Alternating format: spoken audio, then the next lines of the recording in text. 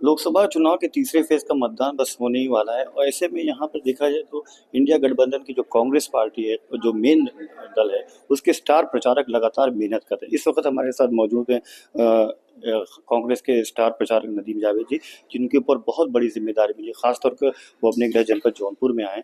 नदीम भाई, आपने दौरा किया लगातार कई स्टेट का, क्या माहौल है इस वक्त? नहीं, एक बात तो बहुत साफ है, वो ये कि मोदी जी के खिलाफ पूरी उदासीनता है और लोगों को आशाएं बहुत थी, वो पूरी हुई नहीं है।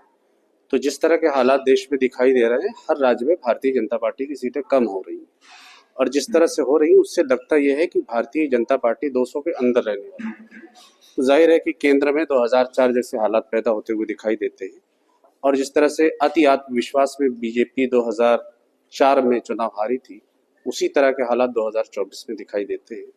और मैं तो तमिलनाडु से लेकर असम और असम से लेकर गुजरात तक होके आया हूँ और मैं जिम्मेदारी से इस बात को कह रहा हूँ कि भारतीय जनता पार्टी की सरकार नहीं बनने जा रही है। केंद्र में कांग्रेस के नेतृत्व में इंडिया की सरकार बनने जा रही है। तो जब चुनाव आता है पाकिस्तान की एंट्री मोदी जी कर देते हैं, क्या लगता है हार से पहले ही बपड़ा है? देखिए, 10 साल में मोदी जी ने सरकार चलाई है। मोदी जी की जिम्मेदारी थी कि देश की जनता के लिए उन्होंने क्या क्या किया है उस पर वो जाकर जनादेश मांगने का काम करते। लेकिन धीरे धीरे जिस तरह से चुनाव करीब आ रहा है और ख़ास तौर से पहले और दूसरे फेज़ के बाद का जो फीडबैक है, उस फीडबैक के आधार पर वो पोलराइज़ करने का प्रयास कर रहे हैं। लेकिन इस बार ऐसा लगता है कि देश की जनता समझदारी के साथ वोट करने जा रही है। मोदी जी और भारतीय जनता पार्टी और संघ के बहकावे में नहीं आएगी और जो अल्टरनेट है उसका वो इंडिया ही है पूरे देश के अंदर। इसलिए इंडिया के प्रत्याशियों को भारी बहुमत से लोग जिताकर भेजेंगे। जिस तरीके से मोदी जी लगातार कह रहे हैं मंगलसूत्र आपका खतरे में है, तमाम ऐसी चीज़ें हैं और बच्चे पैदा करने की बात कर रहे हैं और ख़ासतौर पर मुसलमानों को खासतौर पर आरक्षण देने का काम इंडिया की अगर सरकार बनेगी तो इसको किस नज़रिए से? देखिए, नैरेटिव जो है वो पूरा गलत है। सब ऐसा लगता है कि बहकी बहकी बातें जो प्रियंका जी ने कही कि बहकी बहकी बातें कर रहे हैं और देश की जनता को शायद वो समझ नहीं रहे। आज का जो मतदाता है वो बहुत समझदार है। एक बार उसने धोखा खाया, 2 बार उसने धोखा खाया।